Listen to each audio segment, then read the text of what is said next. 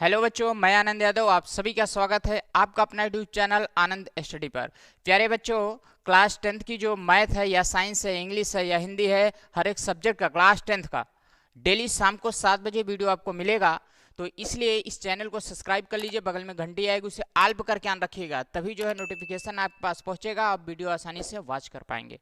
और आपके छोटे भाई बहन हो क्लास 9th में यानी कक्षा 9 में अगर हैं तो आप यूट्यूब चैनल एएस कॉलेज के नाम से सर्च कर लीजिए, उस चैनल को सब्सक्राइब कर लीजिए और बेल आइकन को ऑल पे करके ऑन रखिएगा। तो वहाँ पे क्लास 9th का हर एक वीडियो आपको मिलेगा सुबह 6 बजे।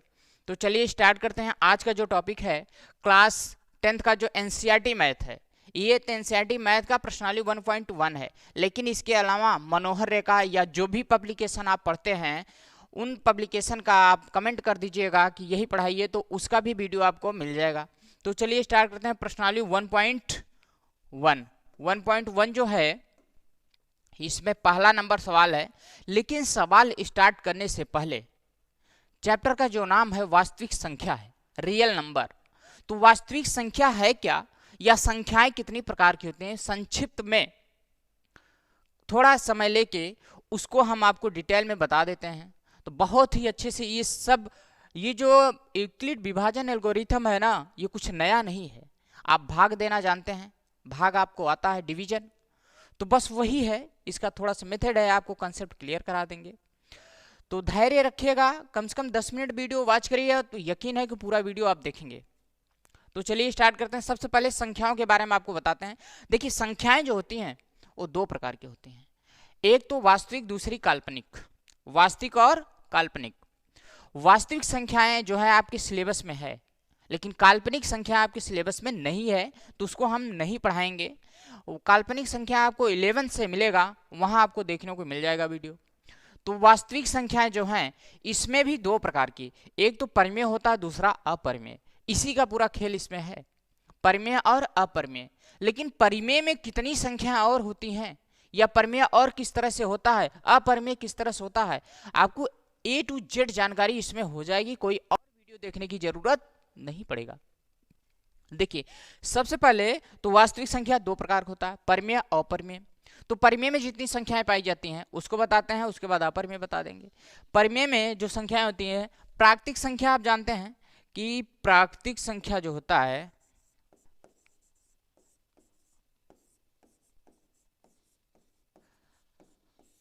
प्राकृतिक संख्या को हम यन से दिखाते हैं, यन से डिनोट करते हैं प्राकृतिक संख्या को, यन से। इसे नेचुरल नंबर भी बोलते हैं। क्या? Natural number. नेचुरल का पहला शब्द यन लिया गया है यहाँ, पहला। अच्छा, और ये जब हम गिनती गिनते हैं, किसी वस्तु को गिनते हैं, तो वहां पे हम काउंटिंग शुरू करते हैं 1 से, तो इसी का प्रयोग किया जाता है। ये 1 2 3 4 5 6 7 8 और 9 10 11 ऐसे। प्यारे बच्चों, ये हमारी आपकी उम्र बीत जाएगी, लेकिन ये संख्या खत्म नहीं होगा, इसका अंत नहीं है, किसी ने अंत का पता नहीं किया है। नेचुरल नंबर, प्राकृतिक संख्या जो है, इसका कोई अंत नहीं है, ये अनंत है। अब समझिए इसी में कौन कौन संख्याएं पाई जाती हैं। इसमें सम संख्याएं पाई जाती हैं। जैसे देखिए, ये जो 2 से कट जाए, जो 2 से कटे वो क्या होगा, सम संख्या। जैसे 2 है, 4 है और 6 है, 8 है, 10 है, ये सारी संख्याएं 2 से कट रही है, इसलिए इसे क्या कहते हैं, सम संख्याएं कहते हैं। और जो 2 से न कटे, जो 2 से न कटे उसे क्या कहते हैं, विषम संख्या कहते हैं। जैसे 1 3 5 7 9 11, ये क्या है, ये विषम संख्याएं हैं। और सम विषम मालूम हो गया। और ये सभी क्या है, परिमेय संख्या के अंतर्गत आता है, अपरिमेय नहीं। परिमेय P/Q होता है, क्योंकि सब के नीचे क्या एक माना जाता है। जहां पे जिस संख्या के नीचे कुछ अगर ना हो तो वहां पे 1 लिखा जाता है इसका डिनोमिनेटर में, यानी हर में। ठीक है, तो सम मालूम हो गया, विषम हो गया। अब स्टेप बाय स्टेप चलिए, आप जल्दबाजी मत करिएगा, नहीं तो गणित जो है एकदम पहाड़ जैसा दिखेगा। और गणित बेटा समझ में आ गया तो समझो उससे सरल कुछ है ही नहीं है, एकदम आसान बा। ठीक है, तो एकदम आपके भाषा में हम बताओ, अच्छे से समझे। बहुत अच्छे प्लेटफॉर्म पे आए हो आप, रेगुलर वीडियो देखो बस शाम को 7 बजे, एकदम स्ट्रांग हो जाएगा। और पूरी गारंटी है कि एग्जाम से पहले हर एक सिलेबस, मतलब हर एक, चाहे मैथ हो, इंग्लिश हो, साइंस हो, हिंदी है, सामाजिक विज्ञान वगैरह तो आप अपने से पढ़ लेंगे, उसका भी कुछ लेक्चर वीडियो कहानी डाल देंगे। तो चलिए, तो आपको सम संख्या विषम संख्या मालूम हो गया। अब आती है बात अभाज्य संख्या और भाज्य संख्या, दोनों समझो, दोनों में फर्क है। अभाज्य संख्या वो होता है जिसमें सिर्फ और सिर्फ दो ही गुणनखंड हो। क्या? सिर्फ दो गुणनखंड, इससे ज्यादा नहीं होना चाहिए। और कौन कौन से? एक, या तो एक हो, या तो एक, या तो क्या? स्वयं की संख्या, स्वयं की संख्या, जो संख्या दिया हो, ठीक है, ये होना चाहिए। तो अब देखिए कौन कौन से हैं। जैसे देखो एक है ना, अब एक क्या है? अभाज्य संख्या नहीं है। आप बोलोगे क्यों? क्योंकि किसी और संख्या से कटेगा नहीं। इसका एक इसलिए अभाज्य संख्या नहीं है क्योंकि इसका गुणनखंड एक ही है, सिर्फ वन, एक गुणनखंड है, इसलिए नहीं। कम, इसमें दो गुणनखंड होना चाहिए, दो गुणनखंड से न ज्यादा हो और दो गुणनखंड से न कम हो, उसे अभाज्य संख्या कहते हैं, ठीक है। देखो अब इसमें कौन कौन सा होगा उसको समझ लो। अभाज्य में दो से शुरू होगा। अब अभाज्य में जो दो से शुरू होगा, दो होगा, दो का देखो, दो का गुणनखंड क्या? एक से कटेगा और दो से, इसका एक और दो, ये दो गुणनखंड दो संख्याओं से कट रहा है। जो दो संख्याओं से कट जाए वो अभाज्य संख्या होता है। दो से अधिक संख्या से नहीं कटना चाहिए और न ही दो से कम से कटे। बात समझ रहे हैं ना? और समझ रहे हो तो यार लाइक कर दो, वीडियो शेयर कर दो सबके पास, कोई दोस्त छूटा नहीं चाहिए आपका। तो बात समझ में आ, दो किस लिए अभाज्य है। दो के बाद तीन, इसका भी एक से कटेगा, तीन से कटेगा, दो ही गुणनखंड। और पांच, ये भी एक से तीन से। सात, ये भी एक से तीन से। देखो नौ नहीं होगा। नौ क्यों नहीं होगा? क्योंकि एक से कट रहा है। देखो नौ के गुणनखंड एक है, तीन है और नौ, इसके तीन गुणनखंड हो गए, इसलिए ये अभाज्य नहीं होगा। सात हो गया, नौ नहीं होगा, 10 नहीं होगा, 11 हो गया, ठीक है। अब चलिए, अब आई बात भाज्य संख्या। जो भाज्य संख्या है इसी में भाज्य संख्या भी है, ध्यान दीजिएगा, जिसके गुणनखंड दो से अधिक हैं, जिसके गुणनखंड दो से अधिक हैं। या ऐसे समझो कि जो संख्या दो से अधिक संख्याओं से कट जाए, दो से अधिक संख्याओं से कटने वाली जो संख्या है वो भाज्य संख्या है। देखो एक जो है एक से ही कटेगा, ये भाज्य नहीं। दो जो है एक से कटेगा और दो से कटेगा, यानी दो का गुणनखंड क्या है? दो का गुणनखंड एक है और दो है, इसलिए ये भाज्य संख्या नहीं होगा। क्योंकि तीन होना चाहिए या अधिक होना चाहिए, दो से ज्यादा ही रहना चाहिए। देखिए अब तीन का दो ही गुणनखंड चार है। चार किससे किससे कटेगा? एक से कटेगा, दो से कटेगा और चार से, इसके तीन गुणनखंड है, इसलिए क्या है? ये भाज्य संख्या, ठीक है।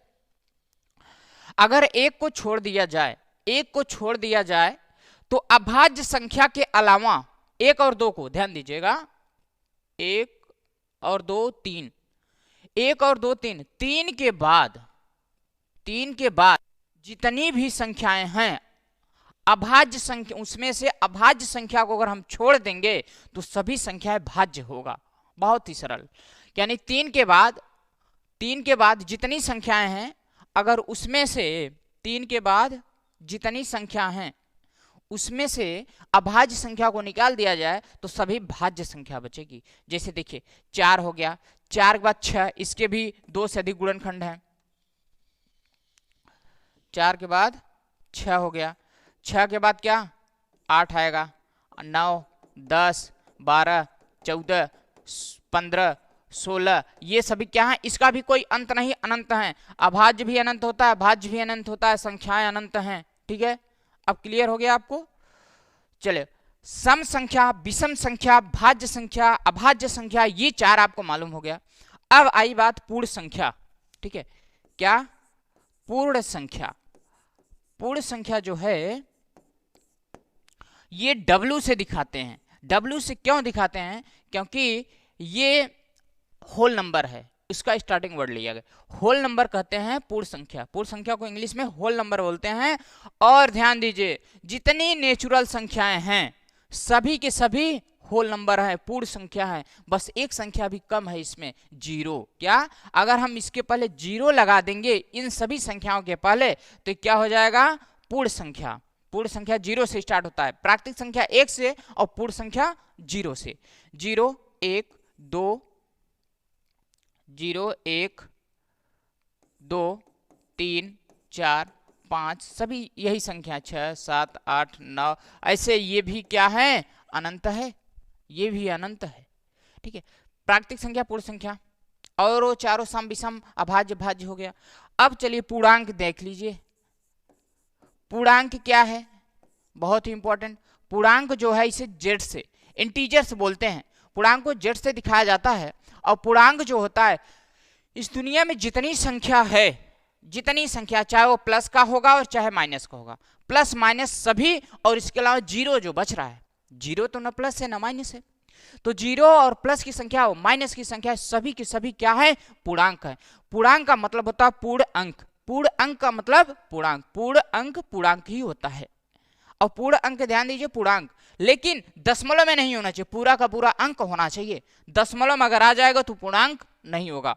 जैसे 0 के बाद 1 2 3 4 5 6 ये डैश डैश डैश अनंत होता है, और इधर भी -1 -1 -2 -3 और डैश डैश डैश ये भी क्या है अनंत है।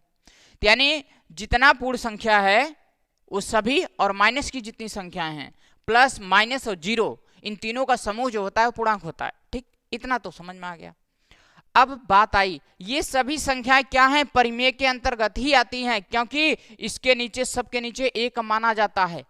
जीरो भी एक परिमेय संख्या है, इसके नीचे एक माना जाए। पी परिमेय संख्या p बटे q में होना चाहिए, लेकिन q का मान जीरो नहीं होना चाहिए, ये जीरो नहीं होना चाहिए, ये जीरो हो जाएगा चल जाएगा, पी क्यू पूर्णांक होता है। चलिए परिमेय संख्या अपरिमेय संख्या में डिफरेंस क्या है इसको हम बता देते हैं, उसके बाद आपका सिलेबस पे आते हैं सवाल पे। ठीक,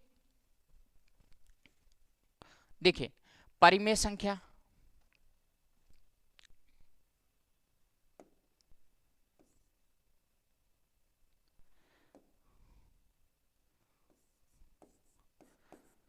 परिमेय संख्या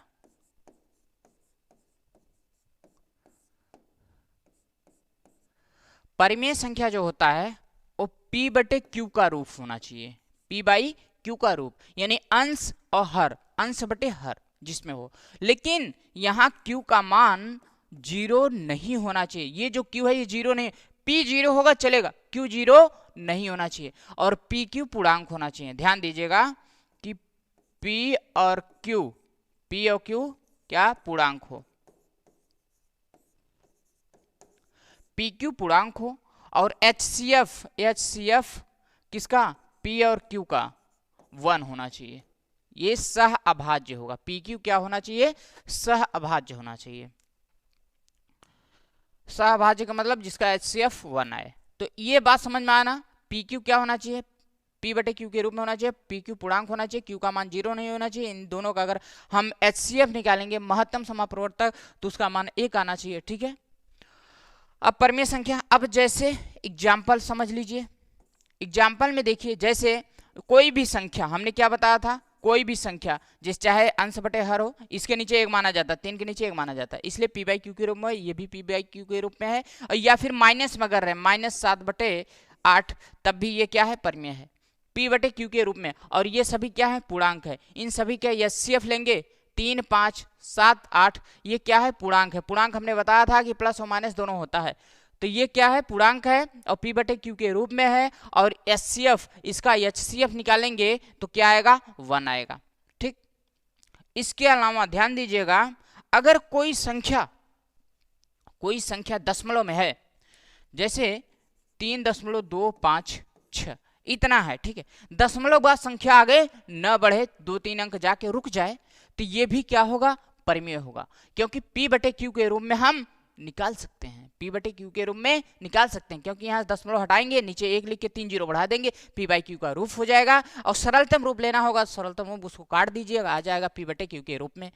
या फिर अगर मान लीजिए 3.4444444, अगर ऐसे संख्या, देखो दशमलव बाद संख्या अनंत है, रुक नहीं रहा है, तब भी ये क्या है परिमेय है। लेकिन संख्या रिपीट होना चाहिए, क्या संख्या रिपीट होना चाहिए। अगर रिपीट नहीं होगा, बदलती हुई आएगी, अनंत रहेगा, तब अपरिमेय हो जाएगा। अगर रिपीट हो रहा है तो क्या होगा परिमेय। इसे हम ऐसे भी लिख सकते हैं, 3.4 के ऊपर बार का निशान, बार बार संख्या आ रहा है इसलिए बार का निशान एक पाई खींच दिया जाता है, लाइन। तो ये क्या है, ये भी परमेय है क्योंकि p बटे क्यू के रूप में दिखा सकते हैं। ये भी परमेय है, ये भी परमेय, ये सभी क्या है, परमेय संख्या हो गया। अब परमेय के अलावा जो भी बचेगा वो क्या हो जाएगा, अपरमेय होगा। अपरमेय में समझिए क्या है, अपरमेय में अगर देखेंगे आप,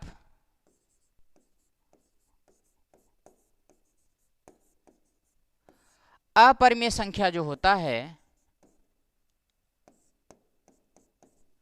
ध्यान दीजिएगा, अपरमेय समझिएगा ध्यान से, पाई जो है, पाई क्या है, अपरमेय। अब कहोगे पाई का मान 22/7 आता है, तो 22/7 परमेय, आप ये परमेय है और ये अपरमेय है। काहे ऐसा है, ऐसा इसलिए है कि पाई का बराबर 22/7 होता है, ये क्या होता है, लगभग।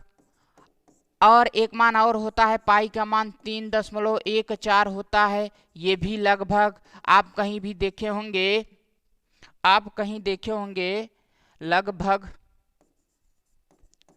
कहीं कहीं देखे होंगे ऐसे लगभग लिखा रहता है ब्रैकेट में। तो इसलिए देखिए ये तो 22/7 अगर सिर्फ रहे, सिर्फ 22/7 रहे तो ये क्या है, परमेय हो जाएगा। लेकिन ये लगभग है, इसका अगर काटेंगे ये देखो 3.14 ये लगभग है। ऐसा क्यों होता है, क्योंकि 3.14 ही नहीं है, इसके बाद अलग अलग संख्याएं अनंत रहेगा और ये संख्या रिपीट नहीं होगी, ये बदलती रहेगी, ये संख्या बदलती रहेगी। इसलिए पाई का वैल्यू जो है दशमलव का, जो भी वैल्यू दशमलव के बाद संख्या रिपीट न हो, बदलती रहे, अनंत रहे, संख्या बदलती रहे और अनंत रहे। ठीक है, ध्यान दीजिएगा, नॉन टर्मिनेटिंग मतलब रुके ना, बदलती रहे तो क्या होगा, अपरमेय होगा। इसलिए इसका वैल्यू जो है बदलता रहेगा, अपरमेय होगा। ठीक है, इसीलिए इसको अपरमेय माना गया, जान लीजिए। कोई अगर पूछता है अपरमेय क्यों है पाई, तब क्या बताओगे, क्योंकि पाई का जो मान आता है दशमलव के बाद संख्या बदलती रहेगी और अनंत होता है, उसे p/q के रूप में हम दिखा ही नहीं सकते हैं, वो लगभग मान दिखाया जाता है। ठीक है, और इसके अलावा जितनी संख्याएं हैं, जितनी संख्याएं अभाज्य होती हैं वो सब के सब क्या हैं, अगर हम रूट में लिख दिया जाए, जैसे ये जितनी संख्याएं सबको अनंत होता है, इन सभी का जो मान आएगा, देखो √2 का मान जो होता है आपको 1.414 बताया जाता है, लेकिन इतना ये लगभग मान है, क्या है, लगभग है, ये लगभग मान है। ध्यान दीजिएगा, ये पूरा नहीं, ये 1.41423 मतलब ये ऐसे बदलता रहेगा, अनंत होगा। इसका भी वैल्यू ये जितना है रूट में, रूट से बाहर लाएंगे तो दशमलव के बाद अनंत हो जाएगा, इसका कोई अंत ही नहीं होगा। आप उसका भाग विधि से वर्गमूल निकालते चले जाओगे, कभी अंत नहीं होगा। निकाल के देख लेना, अगर यकीन नहीं होगा तो निकाल के इसको देख लेना, कभी अंत नहीं होगा। तो इसलिए इसको क्या माना गया है, अपरिमेय संख्या जितनी होती है। इसके बाद जैसे जो संख्या मान लीजिए 3.550 हो गया, फिर 500 इधर लिखते हैं, देखिए जो संख्या ऐसे 4.10 है, फिर 100 है, फिर 1000 है, फिर 10,000 है, मतलब ऐसे बढ़ता रहेगा। ठीक है, और अनंत रहे, यानी ये देखो 10 है, फिर 100 है, फिर 1000, फिर 10,000, फिर ऐसे 1 लाख आए, ऐसे बदलती रहेगी संख्या, एक के बाद एक जीरो, फिर 2 जीरो, फिर 3 जीरो, बदलती रहेगी और अनंत आएगा, इसका कोई अंत नहीं होगा। ये भी क्या है, अपरिमेय है। प्यारे बच्चों, अब तो आपको समझ में आ गया होगा परिमेय अपरिमेय और जितनी संख्याएं हैं वास्तविक में वो सभी आ गया है क्लियर। अब चलिए हम देखते हैं क्या, यूक्लिड विभाजन एल्गोरिथम। यूक्लिड विभाजन एल्गोरिथम क्या है, आप भाग विधि जानते हैं ना, भाग करना जानते हैं किसी संख्या को, वही तो है। देखो जैसे भाग में जो है, अगर हम यहां यूक्लिड विभाजन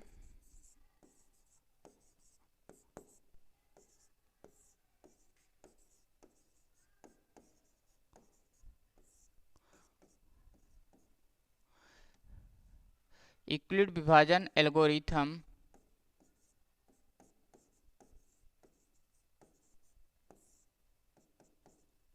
यूक्लिड विभाजन एल्गोरिथम जो नियम होता है, a बराबर BQ प्लस R। अब यहाँ पे एक चीज और दिखाया जाता है कि r जो है, r का वैल्यू या 0 से क्या हो, बड़ा हो या 0 के बराबर हो, लेकिन किससे, b से छोटा, इससे छोटा। अब ये कहाँ से आया, ये कहाँ से आया फॉर्मूला, इसको देखिए। जब हम किसी संख्या से अगर हम भाग करते हैं, किसी भी संख्या से भाग करते हैं, यहाँ इसको b मान लेते हैं, भाजक है। जिस संख्या में भाग करेंगे ये भाज्य है, और ये भागफल यहाँ q आएगा, और यहाँ एक संख्या आता है r, इसे शेषफल मानते हैं। तो ये क्या है, ये भागफल है, ये भागफल है, ये भागफल है, ये शेषफल है, ये शेषफल है, और ये क्या है, संख्या है।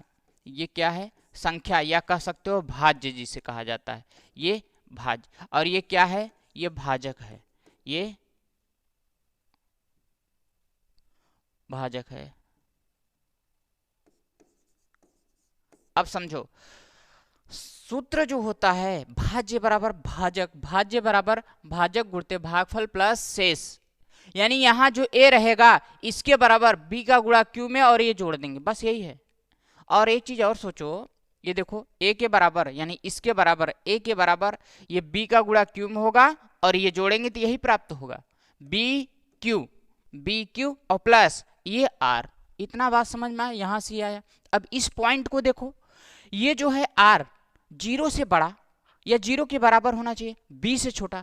अब आप इस बात को समझो, अगर ये इससे छोटा रहेगा या फिर 0 के बराबर, ये कभी कभी क्या आता है, शेषफल 0 आ जाता है ना, तो 0 के बराबर r का मान, r के मान क्या आएगा, कभी 0 आता है या फिर 0 से बड़ा रहता है। इस पॉइंट को समझो, 0 के बराबर आएगा या 0 से बड़ा हमने दिखा दिया। लेकिन b से छोटा, अरे जी b से अगर बड़ा होगा तो भाग कर देंगे तो फिर छोटा हो जाएगा। तो जब भी शेष आएगा, जिस संख्या से हम भाग कर रहे हैं इससे तो छोटा ही रहेगा, तभी तो हम भाग नहीं कर पाए, तभी तो शेष आता है। ठीक, इतना तो समझ में। कितना भी कमजोर रहोगे गणित में, एकदम यकीन है पूरा समझ में आएगा आपको। अब अपने आप को कमजोर मत मानिएगा। चलिए, अब बात समझ में आ गया, a बराबर बी क्यू प्लस आर आया। अब देखिए, ये जो 135 है, 135 और 225, पहला नंबर सवाल हम लेंगे, फर्स्ट नंबर सवाल लेंगे, तो इसको बड़ी संख्या को a, इसमें भाग करेंगे, इसको b मानेंगे। तो 135 से 225 में भाग करिए, 135 से किसमें, 225, तो एक बार ले जाएंगे तो ये कितना आएगा, 135 ही आएगा। ये 135 घटाइए 0 और 12 में 3 गए 9, 90 आ गया। अब ध्यान दीजिए एक बात, यहाँ 13 9 22 होता है, हाँ ठीक है। अब ये पहला स्टेप आपका फाइनल हो गया, चरण 1, चरण 1। पहला चरण में आपको लिखना होगा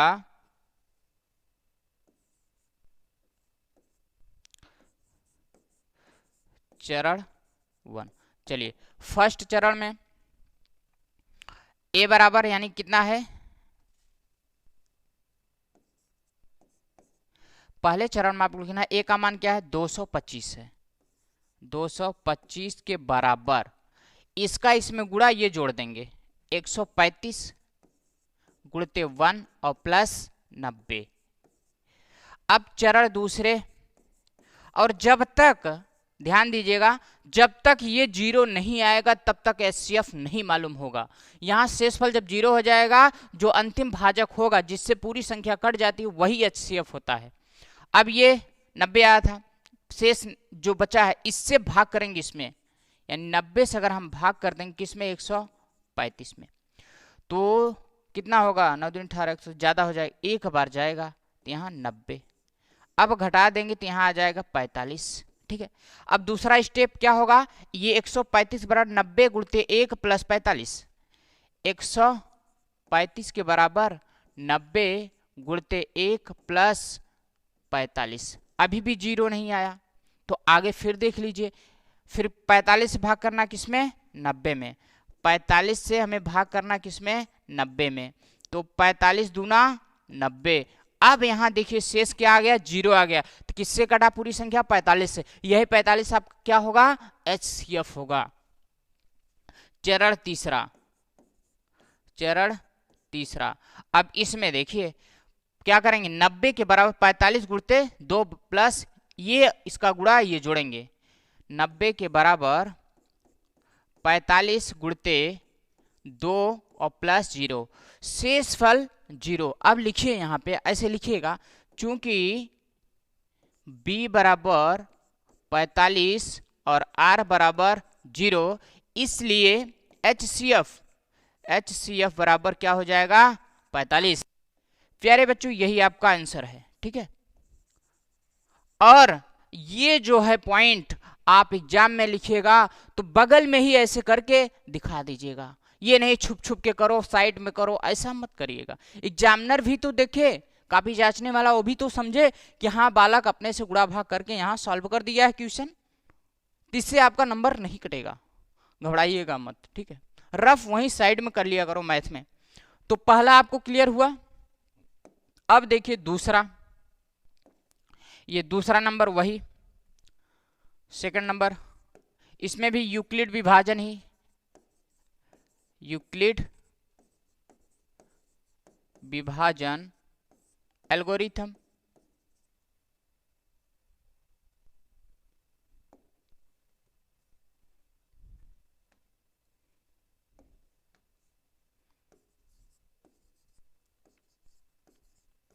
यूक्लिड विभाजन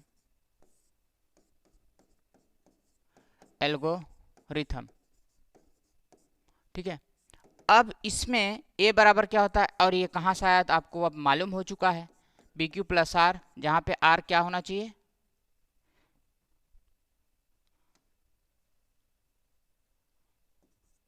R जो है यहाँ पे दिखा देना, चूंकि R 0 से क्या बड़ा होना चाहिए और 20 क्या छोटा होना चाहिए। ये अब क्या है बड़ी संख्या, इसको आप a मानिएगा, सॉरी बड़ी संख्या को a मानिएगा और इसको b मान लीजिएगा। तो बड़ी संख्या में छोटी संख्या से भाग करेंगे, ये 38,220 है। 38,220 में 196 से भाग करो, कितनी बार जाएगा, एक बार। 196 घटा लो, 12 में 6 गए 6, 7 17 में 9 गए 8, यहाँ 2 में से 1 गए 186 आया। फिर एक अंक उतार लीजिए, अभी एक अंक उतारेंगे तो एक बार ले जाएंगे, ये 9 बार जाएगा।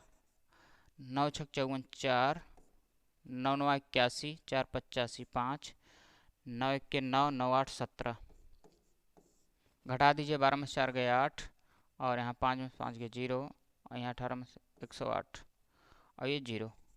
ये लगभग आपका जाएगा, हाँ कुछ मिस्टेक हो रहा है क्या, देखिए 9 छक 54 4, 9 छक 54 4, 9 9 81, 81 और 5 86 होता है जी, यहाँ पे मिस्टेक हो गया, सॉरी 86, 9 9 छक 54 4, 9 9 81 5 86 6 और 9 1 के 9, 9 8 17 होता है।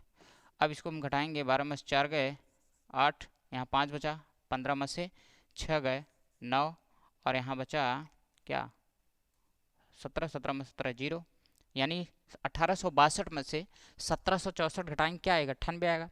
अब एक अंक इसको उतार लीजिए 0, अब फिर इसको 5 वाले जाइए, 5 छक 30 0, 5 9 45 और 3 48 के यहाँ 8 हासिल 4, 5 1 के 5 4 9, क्या आ गया 0 आ गया। ये शेषफल पहले स्टेप में आ गया। अगर पहले स्टेप में चरण एक ही होगा, कितना चरण 1,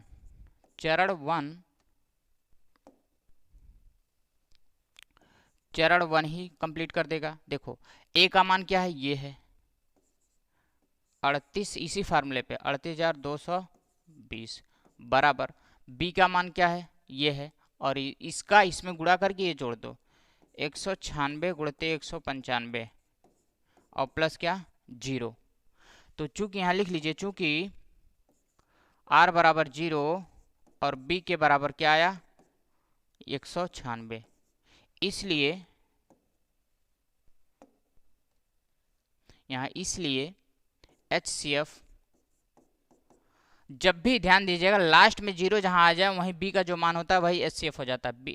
एचसीएफ बराबर क्या होगा 196। यही आपका उत्तर है, ठीक है, नोट कर लीजिए। अब इसके बाद तीसरा नंबर सवाल देखिए, क्वेश्चन नंबर 3। इसमें इसको मानो ए बड़ी संख्या, इसको मानो बी छोटी संख्या। छोटी संख्या से बड़ी संख्या में भाग किया जाता है, भाजक बी है और भाज्य ए है। देखिए अब वही यूक्लिड विभाजन, यूक्लिड विभाजन एल्गोरिथम,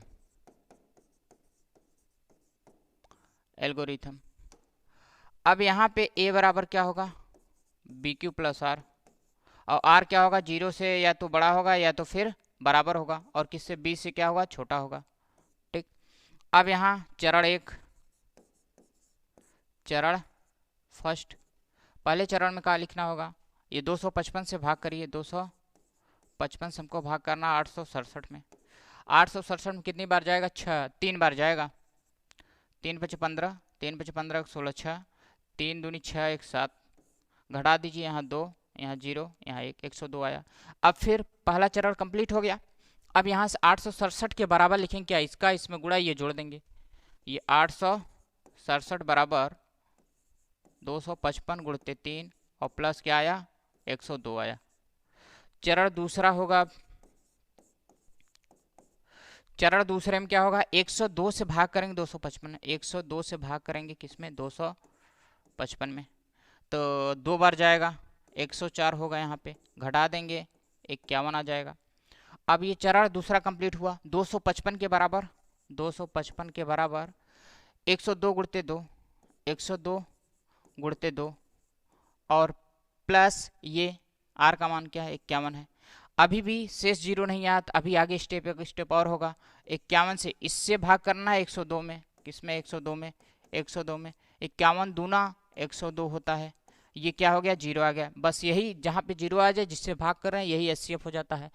तो 51, चरण तीसरा, चरण तीसरा क्या होगा 102 के बराबर, ये जो 51 है ना 102 के बराबर 51 गुणते 2 प्लस 0, 102 के बराबर 51 गुणते 2 और प्लस क्या 0।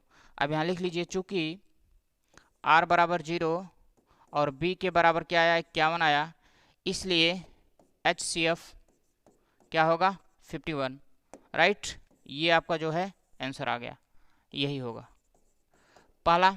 अब इस तरीके से कोई भी सवाल अगर आता है चाहे जिस पब्लिकेशन का बुक हो, सेम यही मेथड होगा, आप सॉल्व कर लीजिएगा, ठीक।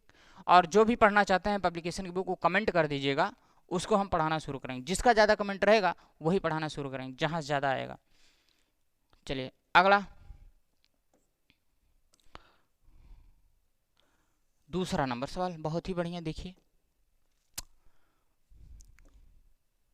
अब दूसरा नंबर जो सवाल है आपका, दर्शाइए कोई भी धनात्मक विषम पूर्णांक, धनात्मक होना चाहिए प्लस की संख्या, विषम होना चाहिए 1 3 5 7 ऐसे, और पूर्णांक होना चाहिए, पूर्णांक में क्या जो पूर्णांक हो दशमलव ना हो, ठीक है, प्लस हो या माइनस हो, लेकिन यहाँ पे प्लस कहा है धनात्मक का है, इसलिए प्लस की संख्या लेंगे और विषम लेंगे। तो कोई हम पूर्णांक एक मानेंगे और कितना होना, पूर्णांक कितना होना चाहिए, इतना दिखाना चाहिए हमको, इतना प्राप्त होना चाहिए। तो हम यहाँ मान लेंगे, माना कोई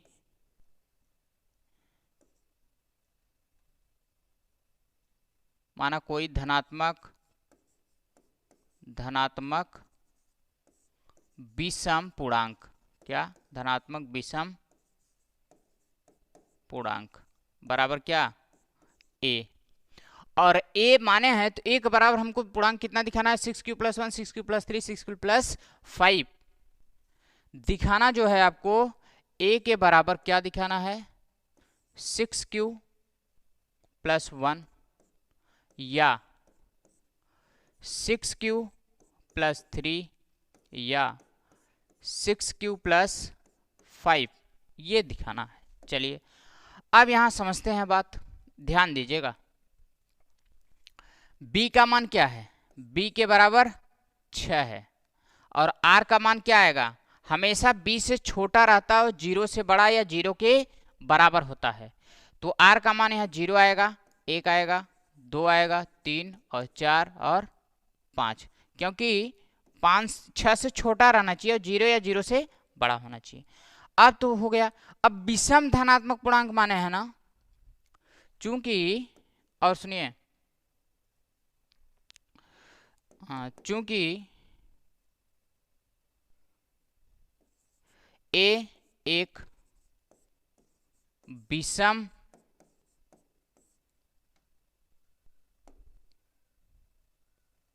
चूंकि ए एक धनात्मक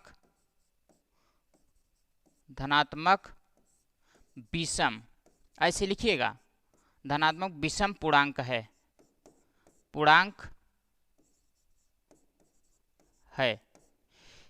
इसलिए r बराबर हम क्या लेंगे 1 3 5, ये भी विषम होगा 1 3 और 5। अब फार्मूला जो होता है a बराबर b q plus r, a बराबर बी क्यू प्लस आर होता है। अब इसी में हम रखेंगे 1 3 और 5, 1 और 3 और 5, यही दिखाना था। अब सुनिए, a बराबर जो दिया है यहाँ बी क्यू प्लस आर। अब बात समझो, अगर हम किसी भी पूर्णांक में q का मान कुछ भी रखो, अगर यहाँ 6 सम संख्या है, इसका मान चाहे 1 रखो, चाहे 2 रखो, चाहे 3 रखो, चाहे 4 रखो, चाहे 5 रखो, कुछ भी रखो, देखो 6 गुणा 1 में होगा 6 आएगा, 6 गुणा 2 में होगा तब 12 आएगा, 6 3 में 18 आएगा, 6 4 में 24 आएगा, 6 5 में 30 आएगा। सभी क्या आ रहे हैं, सम संख्या है, सब क्या है, सम संख्या है। और अगर हम सम संख्या में इन सब में किसी में भी अगर हम एक जोड़ेंगे, किसी में भी अगर एक नहीं विषम संख्या को जोड़ते हैं, तो क्या हो जाएगा, वो विषम संख्या ही प्राप्त होगा, यानी a जो होगा वो विषम ही रहेगा। जैसे 6 में 1 जोड़ेंगे तो 7 होगा, या 12 में 1 जोड़ो तो 13, या 3 जोड़ो तो क्या होगा 15, इसमें 6 में 3 जोड़ेंगे 9, ये सब क्या आ रहा है, विषम संख्या आ रहा है। किसी में विषम संख्या जोड़ के देख लो, यानी ये इसमें विषम संख्या जोड़ेंगे तो क्या आएगा, विषम आएगा। तो ये विषम हमको दिखाना था, इसलिए हम r का मान क्या रख रहे हैं, विषम रख रहे हैं, क्योंकि यहाँ विषम संख्या जोड़ने पे विषम ही आता है, राइट। चलिए, ये विषम पूर्णांक है, इसलिए r का मान हमने 1 3 और 5 लिया, ठीक है, 6 से जो कि छोटा है। अब यही हम रखने पर, अब ध्यान दीजिए, जब यहाँ ऐसे दिखा दीजिएगा, जब r के बराबर 1 दिखाना है, r के बराबर 1, जब r के बराबर 3 और जब r के बराबर क्या 5, तो जो निकल के आएगा a के बराबर क्या आएगा, ये b का मान क्या है 6 है, 6q प्लस r का मान 1 रख रहे हैं, ये देखिए r का मान 1 है, ठीक है। अब यहाँ a के बराबर 6q, b का मान हमेशा 6 ही रहेगा सब में, और प्लस देखो r का मान क्या है 3 है, 3, और a बराबर ये 6q और प्लस r का मान क्या है 5 है, 5। प्यारे बच्चों, यही तो दिखाना था आपको, 6q plus 1, 6q plus 3, 6q plus 5, बहुत ही सिंपल है, बस यही इसका आंसर है, ठीक है। ऐसे दिखा देना, पूरा अंक आपको प्राप्त होगा एग्जाम में। चलिए अगला, तीसरा नंबर सवाल। तीसरा नंबर जो है, किसी परेड में 616 सदस्यों वाली एक सेना आर्मी की एक टुकड़ी को 32 सदस्यों वाले एक आर्मी बैंड के पीछे मार्च करना है। दोनों समूहों को समान संख्या वाले स्तंभों में मार्च करना है। उन स्तंभों की अधिकतम संख्या, दो संख्या, अधिकतम संख्या अगर जब कभी भी पूछेगा, अधिकतम नोट कर लीजिएगा, अधिकतम के बराबर अगर अधिकतम पूछे तो आपको क्या निकालना है, HCF निकालना है, और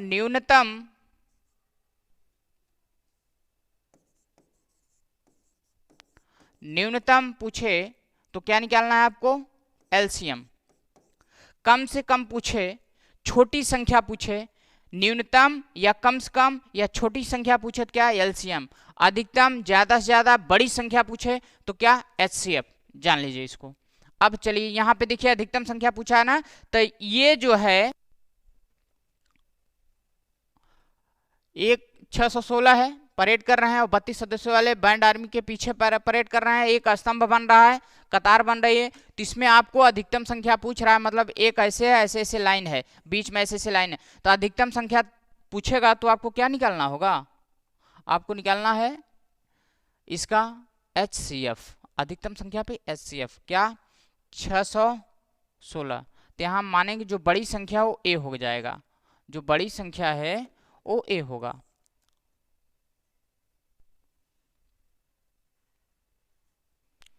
तो A बराबर 616 और B के बराबर क्या होगा 32, राइट। अब यहाँ यूक्लिड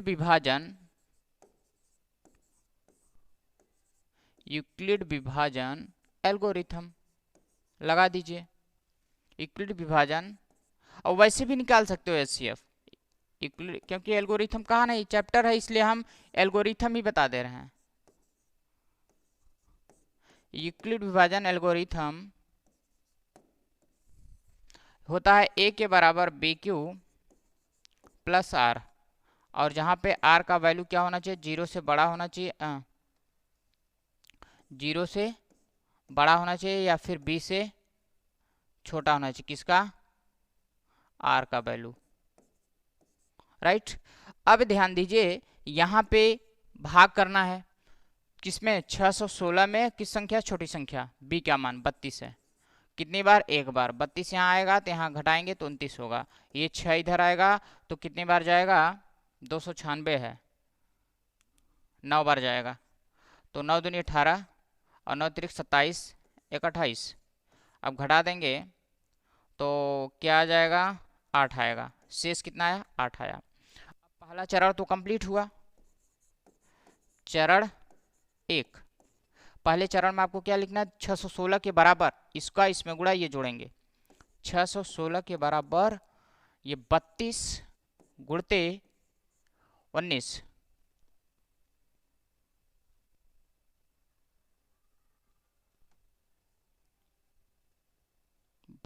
गुणते 19 और प्लस शेष क्या आया है 8 आया है, इसी फार्मूला के बेस पर हो रहा है।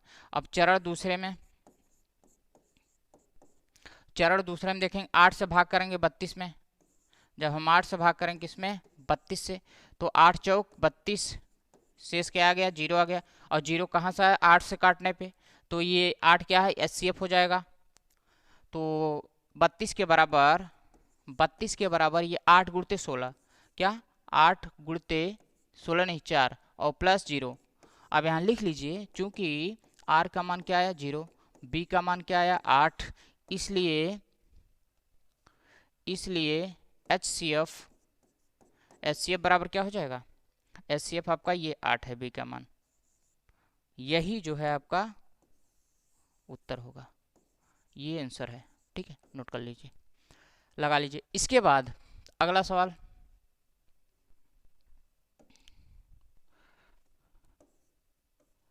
हाँ 4 नंबर, बहुत ही बढ़िया सवाल, देखिए ये 4 नंबर सवाल है, यूक्लिड विभाजन प्रमेयिका का प्रयोग करना है, ठीक है।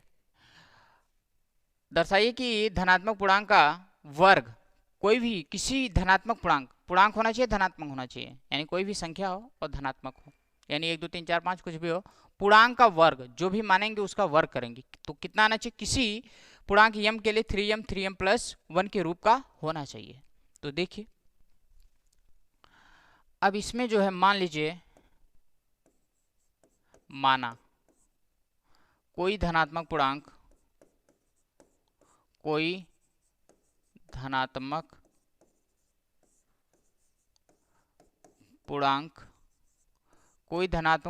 a है ना, a है, तो हमने a माना पूर्णांक, तो इसका वर्ग कितना आना चाहिए, जो आना चाहिए a का स्क्वायर कितना 3m या फिर 3m प्लस 1 होना चाहिए, ये आपको दिखाना है, सिद्ध करना है, ठीक है, इतना।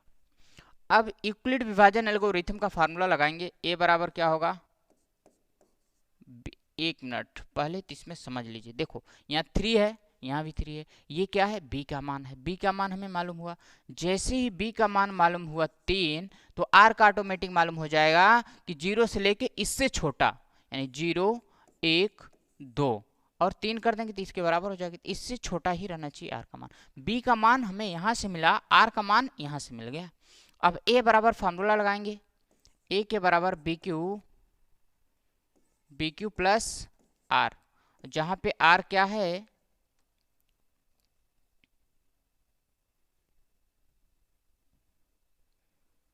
r क्या है? 0 से बड़ा या 0 के बराबर और b से छोटा। ठीक, अब इसमें हम इसी में जो है मान रखेंगे। क्या?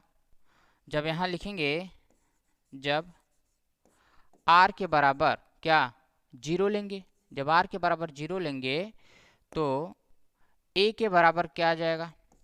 b का मान 3 रखेंगे और q है, q रहेगा यहाँ, और प्लस r का मान क्या रखेंगे? 0 रखेंगे।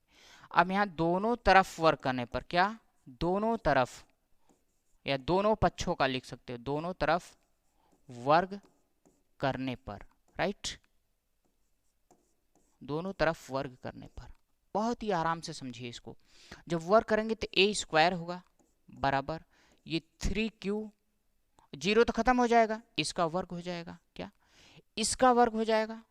अब इसको हम a का स्क्वायर के बराबर, ये 3 का स्क्वायर ना होता है तो हम 3 बाहर ले लेंगे, बाकी ये 3 रहेगा और q का स्क्वायर कर देंगे, इतना हो जाएगा। क्योंकि इसका गुणा करेंगे 3 3 9, या ऐसे अगर ना समझ पाओ तो ऐसे देखो 3q गुणित 3q, ठीक है, इतना कर सकते हैं, 2 बार घात है तो a के स्क्वायर जो है, देखो a का स्क्वायर के बराबर ये 3 हम साइड में रखेंगे, 3 और q स्क्वायर। अब बात को समझो, ये a स्क्वायर बराबर ये 3q स्क्वायर एक पूर्णांक है। क्या? यहाँ कुछ भी रहे उससे मैं नहीं मतलब, पूर्णांक कहा यम, पूर्णांक यम के लिए ये बताया है, तो पूर्णांक कुछ भी हो सकता है, तो इसके बराबर हम क्या रखेंगे? यम। तो ये आपका एक आ गया, ठीक है, ये यहाँ से यहाँ तक एक हमने दिखाया। a स्क्वायर कितना है? 3m, तो आ गया। अब 3m + 1 दिखाना है। चलिए अब यहाँ लिखिएगा, जब r बराबर 1 तो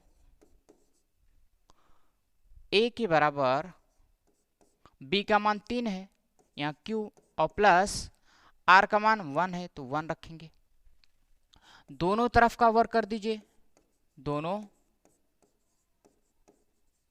तरफ का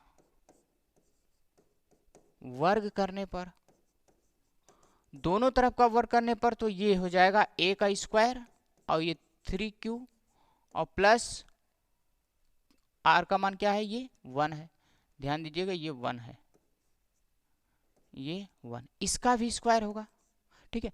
तो a स्क्वायर के बराबर, ये देखो a + b का एक फार्मूला होता है, a + b का होल स्क्वायर के बराबर होगा a स्क्वायर प्लस 2ab करो या b स्क्वायर, कभी कभी इसको पहले इसको बाद में लिखते हैं, कोई दिक्कत नहीं। हम यहाँ a स्क्वायर 3 का a स्क्वायर जो है b का स्क्वायर, राइट, दिख रहा है ना?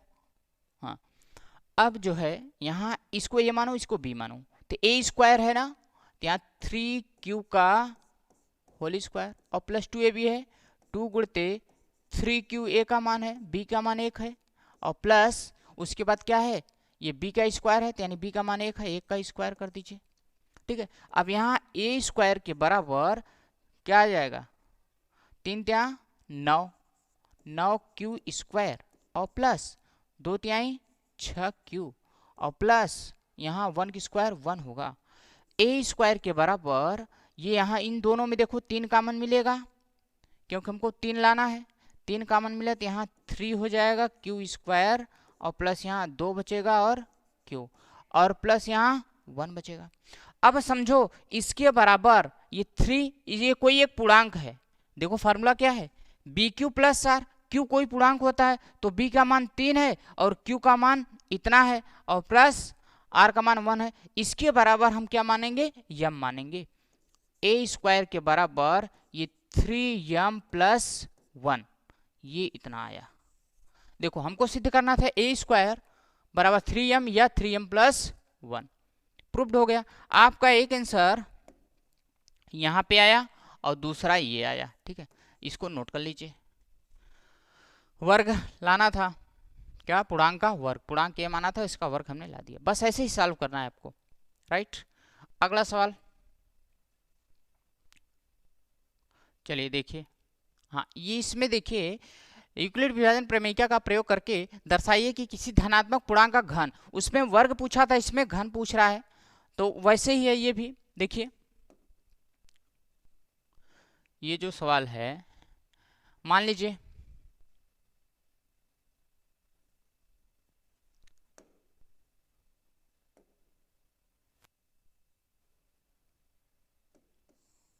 माना क्या मानना है, किसी कोई धनात्मक पूर्णांक ए, मान लीजिए कोई धनात्मक पूर्णांक ए है, ठीक है।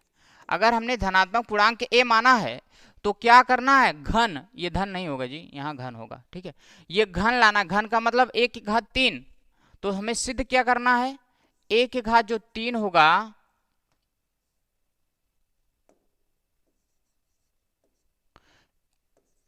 ए की घात ए पावर 3 के बराबर घन कितना होना चाहिए, 9m, ये 9m या फिर 9m + 1, 9m + 1 या 9m + 8, 9m + 8, इतना तो हमको सिद्ध करना है, इस चीज को यही दिखाना है, ठीक। तो अब यहाँ हम देख रहे हैं कि b का मान 9 दिया है, b का मान 9, तो r का मान क्या होगा, 0 से लेके 8 तक होगा, 9 से कम होगा, तो 8 बार रखेंगे तो बहुत लंबा हो जाएगा। तो आपको क्या करना है, इससे छोटा ही रहना चाहिए, सिद्ध क्या करना है, 1 2 3, ठीक है। तो b का मान यहाँ हमें मिल रहा है, b के बराबर क्या, 9 है।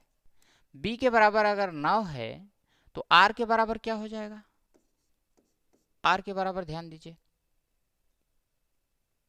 b का मान 9 मत मानिए, नहीं तो बहुत लंबा हो जाएगा, ठीक है। b का मान जो है आप 9 मत मानो, ये 9 जो 3 के मल्टीपल में है, 3 का वर्ग करेंगे 9 आएगा, 3 का घन करेंगे 27 आएगा, 27 में हम 9 कॉमन ले लेंगे बाद में, तो ये निकल के यही आ जाएगा। दिमाग लॉजिक लगाओ थोड़ा से, तो हमने माना b के बराबर 3, तो r के बराबर 0 1 और 2 हो जाएगा, 3 से छोटा, 0 से लेकर 3 से छोटा, ठीक है। तो फार्मूला क्या होगा, a बराबर BQ + r, और जहां पे r जो होता क्या, 0 से बड़ा होना चाहिए बराबर या फिर b से छोटा होना चाहिए। अब इसमें हम रखेंगे मान, यहां जब ऐसे लिख लीजिएगा,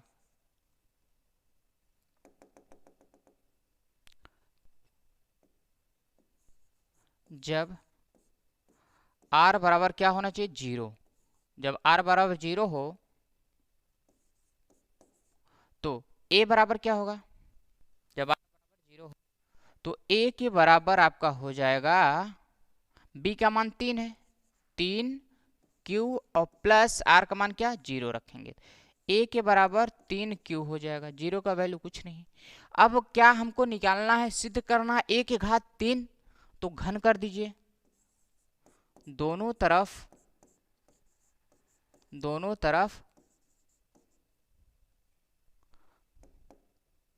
घन करने पर, दोनों तरफ घन करने पर, जब दोनों तरफ घन करेंगे तो ये हो जाएगा 1 घात 3, और ये 3q का घन करेंगे, 3 त्रिका 9 त्रिक 27 और q के घात 3 हो जाएगा। 3q का घन अगर करेंगे, 3 का घात 3 27 होता है, q का घात 3 q घात 3 हो जाएगा। अब यहाँ a के घात 3 जो है, अभी हम अभी कहाँ दिखाना है, देखिए 9 दिखाना है तो 9 कॉमन कर लीजिए, तो ये हो जाए 9 त्रिक 27, यहाँ 3 बचे, क्यू घात 3। और ध्यान दीजिए यहाँ पूर्णांक जो है यम है, पूर्णांक कुछ भी हो सकता है, यहाँ कुछ भी आए घबराइए मत, इसके बराबर क्या रखेंगे यम, तो 1 के घात 3 के बराबर ये क्या हो जाएगा 9 यम। आपके यहाँ 9 आना चाहिए, 9 कॉमन लेना होगा, राइट। तो आपका ये क्या हुआ 1 के घात 3 9 यम आ गया, पहला वाला तो आ गया। अब दूसरा देखिए कैसे आएगा। अगर ये सवाल आपको हार्ड लगता है तो बहुत ही सरल है। जब r का मान 0 रखा, r का मान अब क्या रखेंगे 1, जब r के बराबर क्या 1 हो, जब r के बराबर 1 होगा तो a बराबर क्या हो जाएगा, यहाँ 3q प्लस r का मान 1 रख देंगे। अब यहाँ दोनों तरफ या दोनों पक्षों का लिख सकते, दोनों तरफ घन करने पर, क्या दोनों तरफ घन करने पर, दोनों तरफ अगर हम घन करेंगे तो a की घात क्या हो जाएगा 3 हो जाएगा, a का घात 3 होगा, और ये 3q प्लस 1 इसका घात 3 हो जाएगा। अब एक फार्मूला होता है, ये देखो a प्लस बी का होल क्यूब फार्मूला बन रहा है, तो a प्लस बी का होल क्यूब फार्मूला लिख लीजिए, a प्लस बी का होल क्यूब फार्मूला होगा a cube plus b cube plus 3ab और कोष्टक में प्लस बी। ये सूत्र यहां पे प्रयोग करेंगे। देखो ये a के घात 3 a के पावर में 3 बराबर a क्यूब है ना, यानी 3q है, यहाँ a का मान क्या है 3q है, ठीक है, 3q का whole cube, a cube plus b cube यानी 1 का क्यूब और प्लस 3ab यानी 3 इंटू 3q और इंटू 1, 3ab हो गया और कोष्टक में प्लस b यानी 3q प्लस 1 हो जाएगा, ठीक। अब इसको a क्यूब रहने दे और इसको 3 त्रिका 9 त्रिक 27 हो जाएगा, 27 क्यूब घात 3 हो जाएगा और प्लस 1 का क्यूब 1 होगा और प्लस ये 3 त्रिका 9 1 के 9 और इस 3 त्रिका 9 से गुणा 3 में करेंगे 9 त्रिक, या ऐसे एक स्टेप और बढ़ाना हो तो बढ़ा लीजिए, 3 तिहाई 9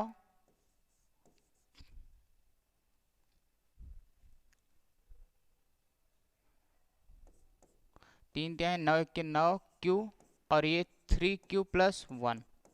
अब बात को समझो, यहाँ a क्यूब जो है ये 27 क्यू घात 3 है और प्लस में ये 1 को हम लास्ट में लिखेंगे, इसको पहले गुणा करते हैं, 9 त्रिक प्लस में चाहे जिधर लिख लो 9 त्रिक 27 क्यू का स्क्वायर और 9 1 के 9 क्यू और प्लस ये 1 जो है इधर गया आ गया यहाँ 1। अब यहाँ a की घात 3 बराबर इन तीनों में क्या करना है कॉमन लेना, कितना हमको 9 लाना था ये यहाँ पे, तो यहाँ 9 कॉमन करेंगे तो आएगा 3q घात 3 और 9 त्रिक 27 यहाँ 3q स्क्वायर और प्लस यहाँ 9 कॉमन होगा q बचेगा और ये प्लस यहाँ 1 साइड में रहने दीजिए। अब देखो ये जो एक पूर्णांक है ये कुछ भी है, इसको हम क्या मानेंगे यम, क्योंकि यम दिखाना था, तो यहाँ a के घात 3 ये दिमाग में आना ही नहीं चाहिए कि यहाँ कुछ है यहाँ कुछ है आगे कुछ आएगा, ऐसा कुछ नहीं, इसको यम मान लेंगे। पूर्णांक कुछ भी हो सकता है, ये 9 यम और प्लस 1। प्यारे बच्चों यहाँ पे आपको क्या मिला a की घात 3, a की घात 3 9 यम यहाँ मिला था, 9 यम प्लस 1 यहाँ मिला था, मिल गया ना। अब समझो अब r का मान 1 रखा था, जब r का मान 0 हो, ध्यान दीजिए जब r के बराबर क्या 1 तो रख दिए हैं 2 भी रख दिए हैं, हाँ 1 रखे हैं 2 भी नहीं रखे हैं ना, हाँ जब r का मान क्या 2 हो, r का मान 2 होगा तब a बराबर बी क्यू प्लस आर में क्या रखेंगे, a बराबर हो जाएगा b का मान क्या है 3 है q और प्लस यहाँ 2 है। अब दोनों पक्षों का घन कर दीजिए, दोनों पक्षों का घन करने पर, दोनों पक्षों का घन करने पर क्या आएगा a के घात 3 और प्लस सॉरी यहाँ पे 1 घात 3 नहीं, a के घात 3 के बराबर होगा ये 3 क्यूब प्लस 2 का होल क्यूब, यही फार्मूला लगेगा, ए प्लस बी का होल क्यूब फार्मूला ये लगेगा। तो यहाँ ए क्यूब के बराबर क्या हो जाएगा, ये 3 क्यूब का होल क्यूब और प्लस ये 2 का क्यूब और प्लस 3ab यानी 3 क्यूब प्लस 3 क्यूब 3ab होता है ना, तो 3ab में आपको हो जाएगा, देखो 3 इंटू ए का मान क्या है 3 क्यू है, 3 क्यू, बी का मान क्या है 2 है, और कोष्टक में ए प्लस बी ये 3 क्यू प्लस 2 है। ठीक है, अब इसको सॉल्व कर लीजिए। 1 घात 3 के बराबर 3 त्रिका 9 त्रिक 27 क्यूब घात 3 आ जाएगा, और ये 2 का क्यूब 8 हम लास्ट में लिखेंगे, इसको पहले लिख लेते हैं। देखो ये 3 क्या हो जाएगा, 3 तिहाई 9 दूनी 18, 18 त्रिक 54 क्यू क्या क्यू है क्यू स्क्वायर, और प्लस 3 तिहाई 9 दूनी 18 दूनी 36 क्यू, और प्लस ये 2 का क्यूब 8 इधर लिख देंगे। अब 2 का क्यूब 8 यहाँ लिखे हमने, हमें यहाँ क्या मिलेगा कॉमन, 1 घात 3 दिख रहा है, हाँ 1 घात 3 कॉमन, यहाँ क्या मिलेगा 3 कॉमन लेंगे तो ये हो जाएगा 9 क्यूब घात 3, और प्लस यहाँ 9 कॉमन लेना है, 9m प्लस 8 दिखाना है, यहाँ 9 कॉमन लेंगे। अगर 9 कॉमन लेंगे तो यहाँ 3 बचेगा, 3 क्यूब घात 3 और प्लस यहाँ 9 छक 6 बचेगा क्यू स्क्वायर, और प्लस यहाँ 9 चौक 4 बचेगा क्यू, और प्लस यहाँ 8 बचेगा। अब ध्यान दीजिए, ये जो कोष्टक में है इसके बराबर हम क्या मानेंगे यम मानेंगे, इसके बराबर यम मानेंगे तो ये हो जाएगा ए क्यूब के बराबर, ए क्यूब के बराबर 9m और प्लस में ये 8, यही तो सिद्ध करना था। नोट कर लीजिए इसे। चलिए प्यारे बच्चों, अब आपको उम्मीद है कि बहुत अच्छे समझ में आया है। अगर कम समझ में आया तो वीडियो को रिवाइज कर लीजिएगा, पीछे करके देख लीजिए, एक बार नहीं 2 बार 3 बार देखें, बहुत अच्छे समझ में आ जाएगा। ये 100% इसमें कोई भी पॉइंट हम छोड़े नहीं हैं। ठीक है, तो पूरा वीडियो वॉच करिएगा, अपने सभी दोस्तों को बताइएगा, और यार फ्री में हम पढ़ा रहे हैं आपको, तो आपका फ्री में काम करना है, एक वीडियो को लाइक करना है, सब पास शेयर करना है, और चैनल को सब्सक्राइब ना किया तो सब्सक्राइब कर लीजिए, बगल में जो घंटी आती है उस पर टच कर ऑल पे ऑन करिएगा। ठीक है, चलिए धन्यवाद, मिलेंगे नेक्स्ट वीडियो में। जय हिंद।